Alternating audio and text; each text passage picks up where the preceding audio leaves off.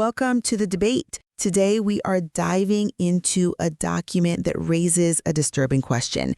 Does the democratic principle of self-determination for Gibraltar's residents supersede Spain's claims of territorial integrity and historical decolonization? Welcome to a new Strategic Labs deep dive. Check the links in the description.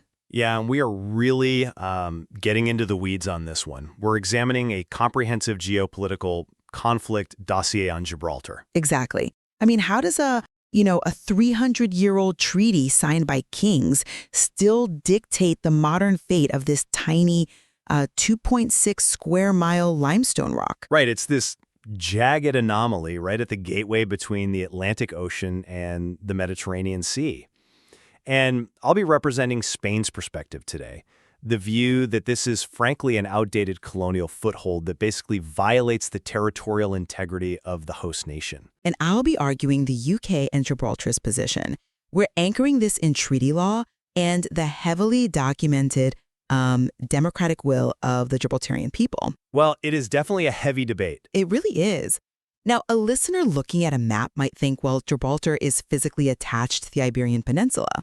So why doesn't the UK just hand it over to Spain? But the bedrock answer there is the 1713 Treaty of Utrecht. Right, the treaty that ended the War of the Spanish Succession. Exactly. Spain explicitly ceded Gibraltar to Great Britain, quote, in perpetuity. You can't just tear up a foundational treaty because it feels outdated. Doing that would dangerously destabilize established borders worldwide. But wait, the UK isn't even fully following that treaty. I mean, Utrecht was incredibly specific. Spain ceded the town, the castle, and the port. That's it. Sure, but it explicitly excluded the isthmus, that strip of land connecting the rock to the Spanish mainland. Well, the expansion onto the isthmus happened over centuries, mostly out of practical necessity to just maintain the territory. I think practical necessity is a really generous term for sovereignty creep. Oh, come on. No, really. The UK essentially built military barracks and a whole airport on neutral ground. It's a systematic engineering of geographical reality to expand a military footprint. And then they hide behind a 300-year-old document to claim international legality.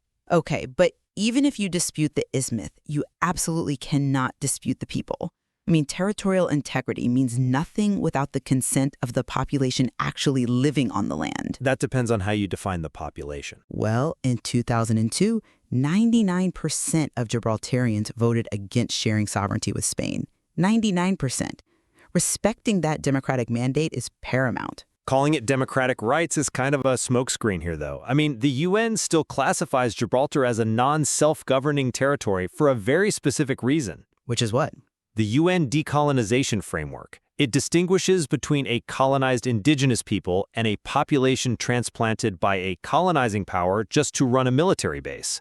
When Britain took the rock in 1704, they displaced the existing Spanish population. Yeah, but so to achieve your version of progressive UN decolonization, you would have to forcibly annex a distinct people against their nearly unanimous, repeatedly documented democratic will? Well, I mean, that is a profound paradox in international law. It basically requires colonizing them to, quote, decolonize the land. But they aren't a colonized people. They are the garrison's descendants. You can't artificially engineer a demographic over 3 centuries and then use their votes to rubber stamp a military land grab on Spain's southern coast. You really can't call a society of 30,000 people an engineered demographic after 300 years of organic evolution. I think Spain would definitely disagree with that. But Spain's own policies forced this distinct Gibraltarian identity to solidify. Look at the timeline in the dossier. From 1969 to 1985, Spain completely closed the border. They choked off all land access. Right, which was a direct response to Britain unilaterally holding the 1967 referendum that blatantly violated UN resolutions. Sure, but the mechanism of that closure backfired entirely, cutting off families, trade, and communication for 16 years. It didn't starve Gibraltar into submission. It permanently alienated them and forged an unshakable, distinct identity. I hear that, but They are a self-governing, highly successful people now. Successful at whose expense, though? Let's look at how this economy actually functions today. It's a low-tax regime parked literally on Spain's border. They've built a robust service economy, finance, online gaming, tourism, all while remaining a vital NATO intelligence outpost that monitors one of the world's busiest shipping lanes. Right, but the mechanics of that low-tax regime create massive friction. It incentivizes rampant smuggling across the border and drains capital from the surrounding Spanish region of Andalusia. That's a very Spain-centric view of their economy. Well, Spain views this as fundamentally unfair economic competition. Add in the constant skirmishes over fishing rights and contested waters, and it's just a recipe for permanent instability. And all of this was before Brexit fundamentally shattered the UK's leverage. But the UK remains fully committed to its sovereignty and defense. Brexit hasn't changed the foundational legal claim one bit. No, but it changed the reality on the ground. For decades, the European Union acted as a buffer. Because Spain and the UK were in the same EU customs union, the jagged edges of this dispute were, smoothed over. That's true. The EU framework did help mediate things. Exactly. By leaving the EU, the UK ripped away that safety net. I can see that the removal of the EU framework complicates the daily logistics, obviously. It's so much more than logistics. Gibraltar's entire economy relies on a fluid border. Thousands of workers and essential goods cross daily. Right. Now they're forced to negotiate entry into the Schengen area, the EU's passport-free zone, just to prevent absolute economic gridlock. The UK exposed Gibraltar's fatal economic vulnerability. But notice how that vulnerability is being handled. Even in these high-stakes Schengen negotiations, the core principle holds firm. Sovereignty will not be traded away. That is their public stance, yes. And my position remains that the 1713 treaty provided the foundation, but the undeniable, modern, democratic self-determination of the Gibraltarian people is the final word. You just cannot trade away populations to satisfy abstract lines on a map. And my position is that geographical reality and territorial integrity must take precedence.